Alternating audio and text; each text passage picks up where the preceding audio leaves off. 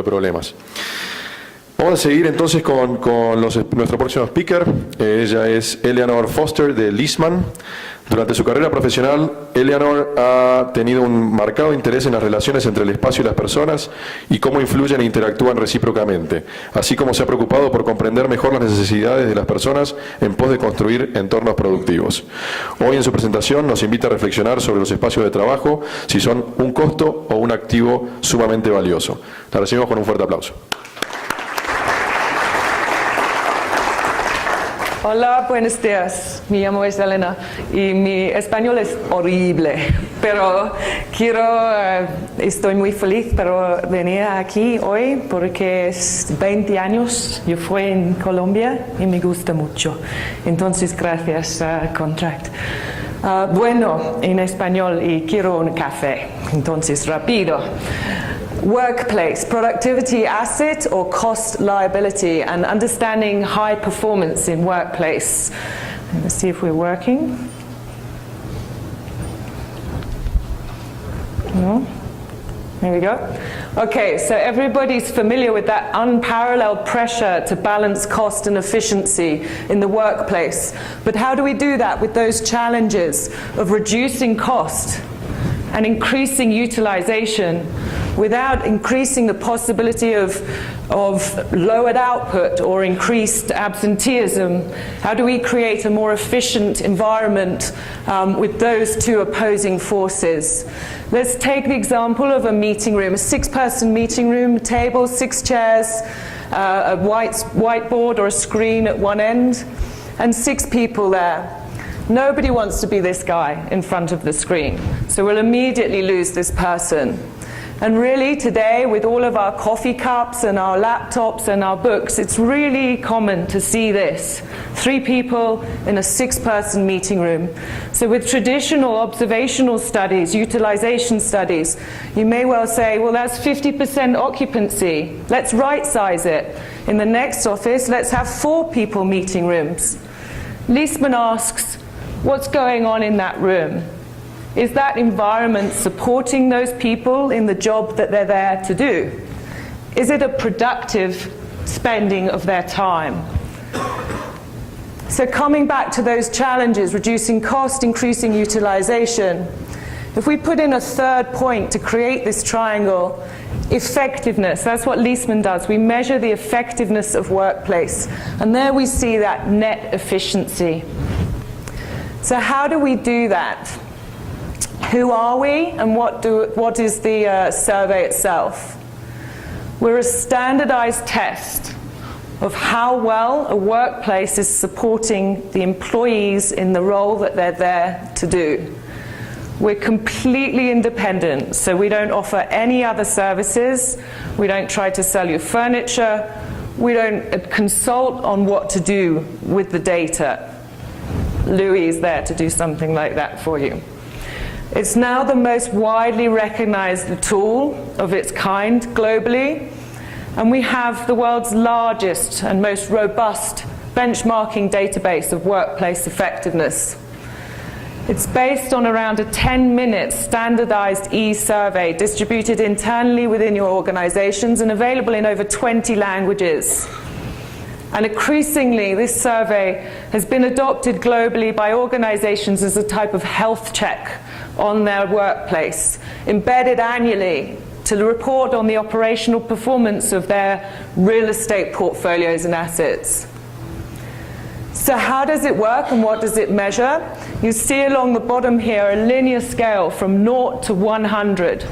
And that's our effectiveness score. What you'll see across the slide deck is this LMI, Leisman Index. It's our KPI, our effectiveness score of the workplace. We look at the service features and the physical features that the respondents feel are important to their daily lives and how satisfied they are with each of those.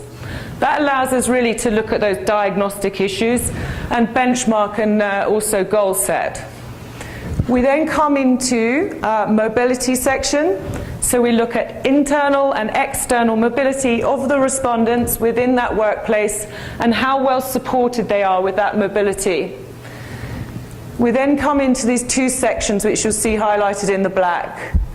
the overall impact of the space. So the KPIs of that space, the employee's sense of pride, productivity, enjoyment, sense of community. We then come into an all-important mission-critical understanding of what do the people do in their roles on a daily basis? What is it that makes up their working lives?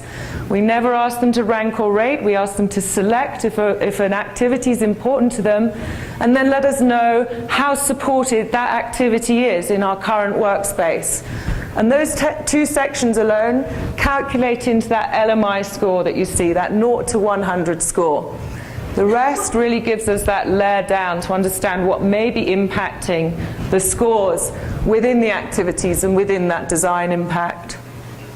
So how can we say we're the global measure? Pretty bold statement. Since we started in 2010, it took 3 years to get 36,000 respondents, and I have full respect to the CEO entering a market with a benchmarking tool and no data. But it didn't take long for that to start accelerating, and by the summer this year, we'd come over 250,000 respondents to our core survey. When I corrected this before coming here, we'd already come over 312,000 respondents, so the tracking is exponentially increasing. Some of the clients that we work with globally, and all of that client data coming together into this collective intelligence. One of our founding principles was to be open source, to create the dialogue in places like WORKTECH. You know, let's find out what it is within the community of our data that we can look at, the high performance, what really matters, what are those insights. And really, where we want to position this discussion is firmly putting workplace as a tool in organizing it as an asset and not a burden to the bottom line. So having a look at one statement we never tire of talking about in our database is my workplace enables me to work productively.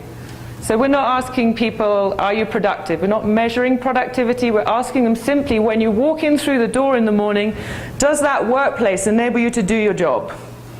Okay, if you're a doctor, does it help you save lives? If you're a call center, does it help you resolve client problems on the phone? Only 55% globally agree with that statement, and that's a huge waste of real estate value. 45% believing that their workplace does not enable them to work productively. Equally a huge waste of human capital. So looking at, this is a very high altitude look into some of our data and research. So I'm going to bring up 4 points that could be influencing that productivity. Number one, and Louis talked a little bit about this earlier, activity complexity. So the work complexity. Someone who has multiple things to do in their lives, statistically is a key driver of workplace needs. Essentially, that environment needs to work a lot harder for those that have a complex working life. So having a look at that data, we ask within the survey we look at that workplace matrix, that activity matrix, how many that they tick. And here you see that over 46% are ticking in excess of 11 activities in their working responsibilities. So a fairly complex distribution of activities, and certainly something that a desk alone cannot support. So coming into variety, when a desk cannot support all of those activities, it means there's that need to get up from the desk. So activity complexity really drives mobility within the workplace and creates a much bigger demand for a variety of workspaces to support that range of activities. So variety of different types of workspace is critical to supporting those employees. Coming back to those statistics again, if you look at that 16% of 0 to 5, and the 22% over there that selected the highly complex working life of 16 to 21. In our physical features, where we ask respondents to tick which features are important to them, those that are in that 16 to 21 bracket, 24 times more likely to select the importance of a variety of different types of workspace. So we have activity complexity. Variety is mission critical. So let's have a look at open plan, a highly demonized strategy of workplace, and never a day goes past without more and more articles about open plan. And generally, we see it performing poorly, but certainly not for all. And here, what we did is we had a look at our workplace settings within the data. So we split the data, and we just into 4 sections. We looked at those that had, and I'm going to focus in on that productivity question, so that sense of the workplace enabling me to work productively. We looked at the private or shared enclosed space, the allocated open plan space, and then we looked at flexible, non-allocated space. So we split that one into those that were satisfied with variety and other, or low choice. So if we have a look at that, you can see here, and I want you to focus in on this second point here. It enables me to work productively. This line shows the data that's coming from the private or shared and enclosed space. This one comes in with the cubicle or designated work station in an open place. So you can see a considerable drop there on the perception of productivity, the personal productivity. Here, right? Open plan with low choice. Okay, see, on that basis alone, you're going to agree with everybody. This is a terrible strategy. But look what happens, and Louis is going to smile when I put this line in. Here we go. Flexible, non-allocated, but with high choice. Huge difference there, 45% to 74%. So, those are the 4 elements, those are the 3 elements, and the final one here, a global problem. Noise is the productivity killer. So the dissatisfaction with noise is across the board and hampering productivity in the workplace. 76% of our database, that's over 300,000 people, saying that it's important to them, and only 30% satisfaction. So I'm going to take you into a little bit more of diving into what is those high performance spaces and how does that differ from the average workspaces within our database. So I'm going to use 2 benchmarking points. The first one is the global benchmark. That's the average of all of those 312,000 respondents. The second one is what we call Leesman Plus.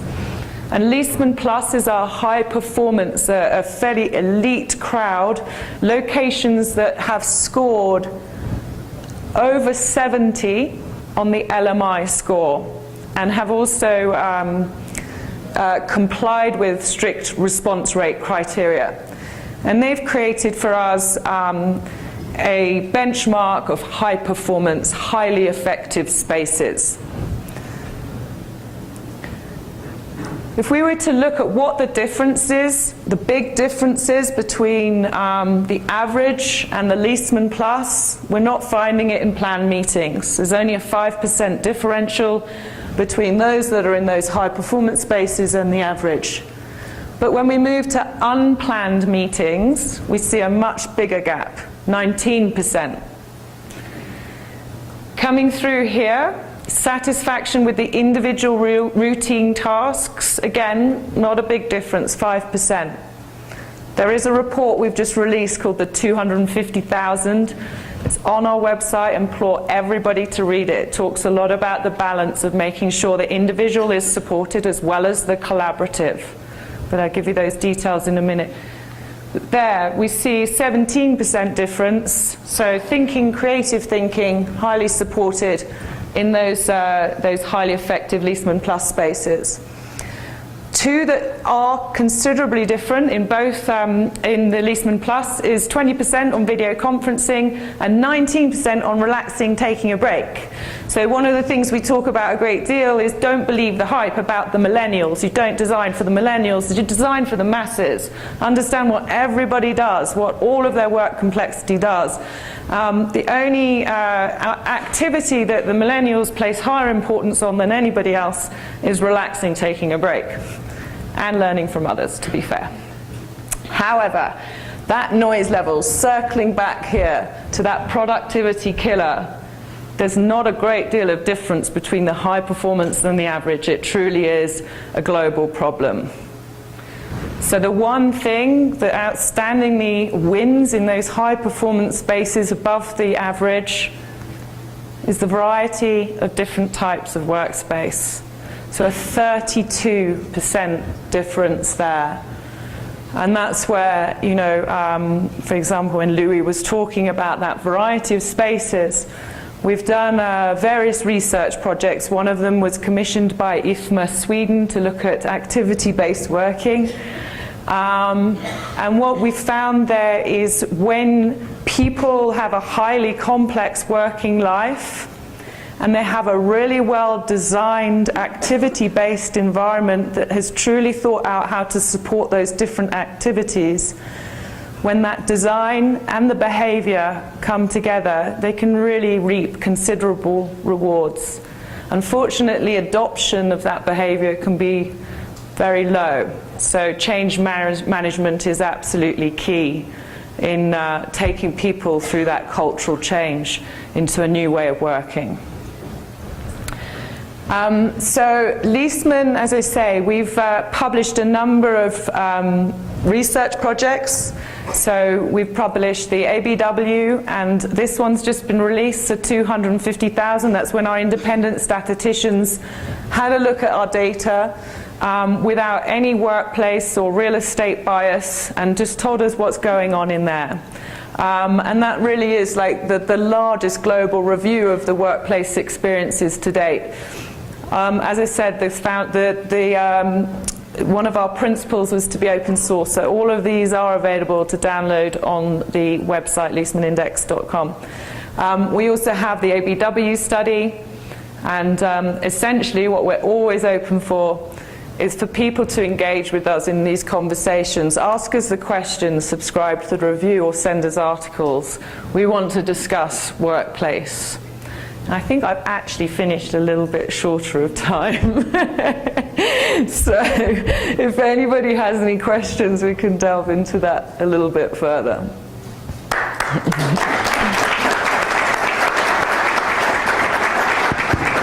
Thank you, Eleanor. ¿Preguntas?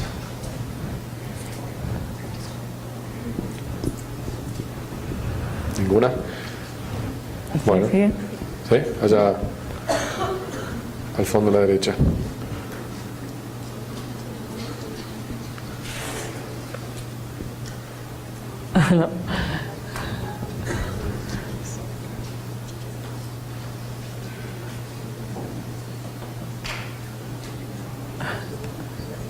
Good morning. Is something related to the first conference, and is if you have any data about virtual spaces such as virtual reality and augmented reality applied to the workspaces. Thanks.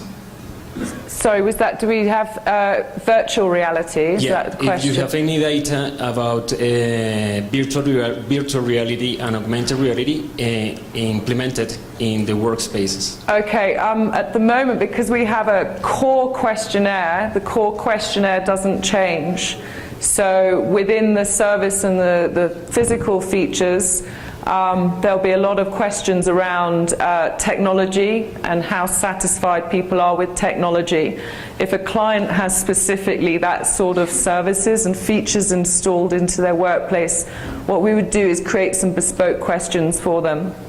Okay, so you know, for example, as Louis mentioned, they have a module that's attached to our core survey. So each of those surveys can be is made bespoke to each of the organizations. So our questions are very much global application for the benchmarking, and anything beyond that that may be more particular to a business strategy objectives of an organization, we can add those questions on. So the answer is no, not at the moment in the core survey, but it's certainly something we can address, and moving forward, you know, if organizations have that desire to add those questions, we can do that. Okay.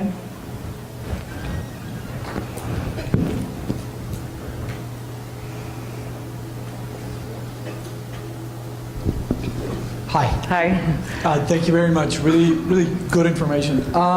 Just a quick question. So the data is open source. Is it open to anybody who wants to take a look at the data, or do you have to subscribe? That's kind of my first question. Sure. Second question is, if you want to participate in the survey, is it open as well? Can anybody do it? Is it an individual basis, or does a company need to contact Leesman and set all this up?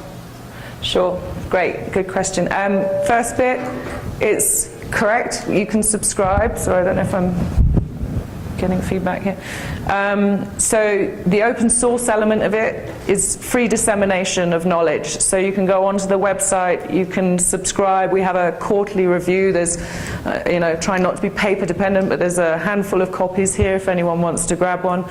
And that gives you an update of where we are within the database, and publishes things like the impact code. So we can look at which elements are statistically impacting employees more than others across the database, and we give you that updated quarterly.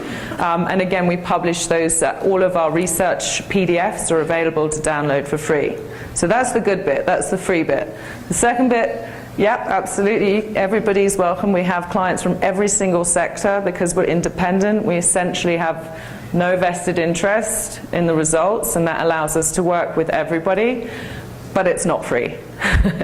So, but yeah, you know, we could discuss that if you're interested in understanding some of the costs, and also, you know, Contract have been valued clients of ours for some time now, and have worked with our product for quite a while. Okay. Is that it? Victor. El jefe.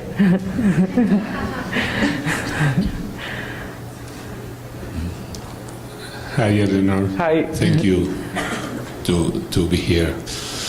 Tell me, do you find different numbers between different industries and different regions, like Europe or America or Asia? Or we have the same problem all around the world? Good question. So it's a question that's probably the most regular inquiry I hear is, I want to look at sector, or I want to look at region or country. The reality is, we want to make sure that if we're going to provide that kind of benchmark, that it's coming from a really robust data set. So sometimes it's dependent on how much data we have in each of those regions. When it comes to sector, it's fairly easy for us now, because we're pacing towards 350,000 respondents. Even our smallest data set is around 10,000 respondents, so it's getting a fairly robust across the board. So certainly with clients, you know, financial services is a huge sector for us, with over 70,000 respondents just in that sector. So then we'll start to concentrate and link clients together and say, okay, what can further help you to support you in these objectives, in your business objectives? And we're looking at a retail banking module, for example, at the moment, or a lab module with Johnson & Johnson and Merck, so looking at different sectors in that way. But the reality, and with countries, obviously, you know, the survey, when people are taking it, they come to the table, they come to their computer with expectations, with previous experiences. We can't remove those experiences from the survey, but what we see really is that, you know, we can test differences. In India, we tested a number of client surveys and saw that globally those surveys, those locations were always about 10% higher in satisfaction across the board. But we really encourage people to look at their own internal benchmarking as the most important thing, And then second to that, using the global benchmarks is really useful for contextualization, because if you start to break it down, you know, do you want to be the best in America, or do you want to be looking at the best in the world and contextualizing yourselves there? So I think, you know, it's better to have fewer benchmarking points and really focus on your internal benchmarking than to try and drill down too far into sector or country or city. Thank you, Eleanor.